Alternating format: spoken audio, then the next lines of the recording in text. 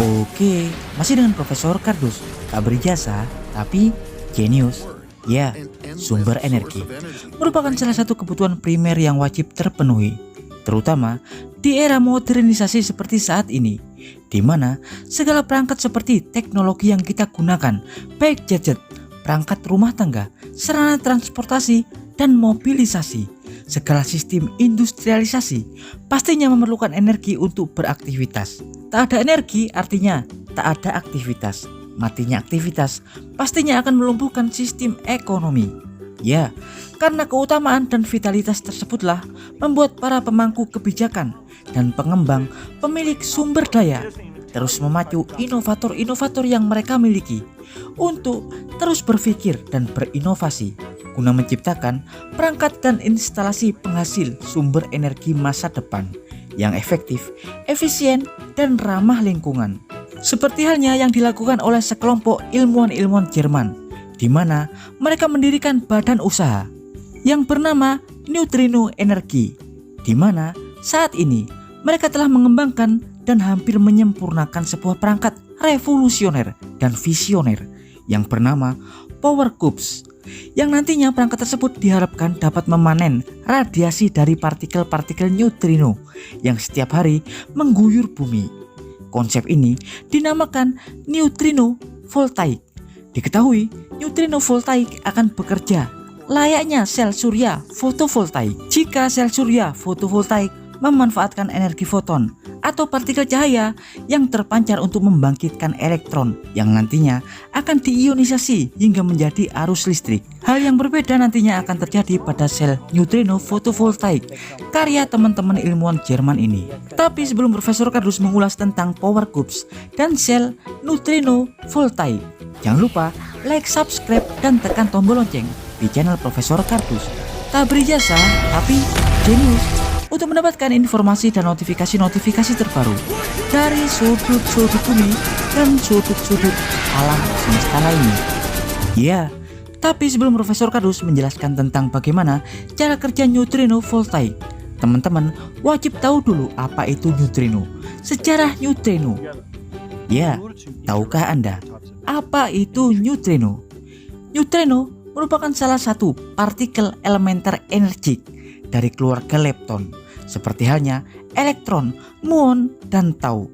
Neutrino memiliki spin partikel setengah. Neutrino pertama kali dikenalkan oleh Wolfgang Pauli pada 1930 dan diketahui dari proses pengamatan peluruhan beta, di mana massa partikel ini lebih kecil dari induknya atau elektron. Diberi nama neutrino oleh Enrico Fermi pada 1933 dan ditemukan secara eksperimental pertama kali oleh Raynes dan Cowan pada 1956. Neutrino adalah salah satu partikel elementer yang sangat unik. Neutrino tidak memiliki muatan dan masanya sangat kecil. Umumnya neutrino terikat dengan muatan lepton lain seperti elektron, muon, dan tau. Karena itulah dalam model standar mereka diberi nama elektron neutrino, muon neutrino, dan tau neutrino. Iya, terobosan di bidang energi neutrino sebenarnya berawal dari kesuksesan dua ilmuwan independen, yakni Takagi Kajita, Jepang, dan Arthur McDonald di Kanada, yang bereksperimen menggunakan tangki 3000 ton air.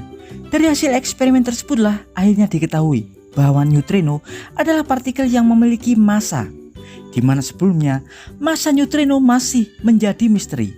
Bahkan ada yang berpendapat neutrino layaknya foton yang tidak bermassa. Dan dari sinilah ide dan konsep neutrino voltaik tercipta, dari fakta yang menyatakan bahwa neutrino memiliki massa yang merujuk pada persamaan E sama dengan mc kuadrat tentang kesetaraan massa dan energi, di mana setiap benda bermassa pasti memiliki energi.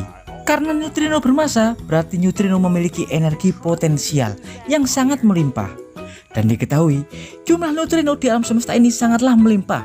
Sumber neutrino terbesar tercipta dalam ledakan Big Bang, dan di tata surya kita adalah dari hasil reaksi fusi matahari.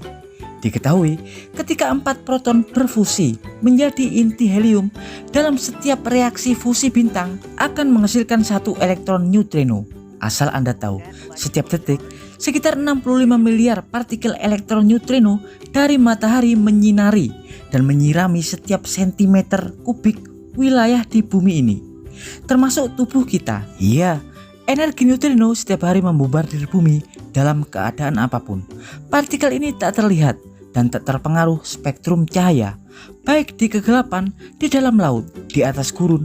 Neutrino selalu mengguyur dan selalu ada, dan ini merupakan sumber energi yang sangat melimpah. Ya, menurut CEO Neutrino Energy Group, Holger Thursten, saat ini Neutrino Energy Group telah merancang sebuah metamaterial atau modul neutrino voltaik yang terdiri dari lapisan grafen dan silikon ultra tipis. Saat menempel substrat logam, bahan ini akan bergetar, dan saat dipukul oleh neutrino, getaran vertikal dan horizontal akan menciptakan resonansi yang kemudian dapat diubah menjadi energi listrik. Iya, neutrino voltaik akan jauh lebih unggul daripada sel surya fotovoltaik.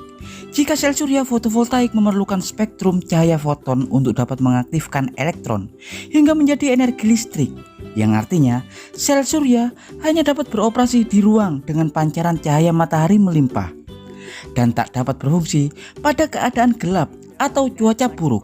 Neutrino voltaik sebaliknya, karena neutrino merupakan partikel yang ada di mana-mana dan tak terlihat, tak terpengaruh apapun dan ada dimanapun. Neutrino voltaik akan dapat menghasilkan energi dalam keadaan apapun, baik di kegelapan atau dalam kondisi apapun, dimanapun. Nantinya, energi yang diproduksi oleh neutrino voltaik akan disimpan di power cubes.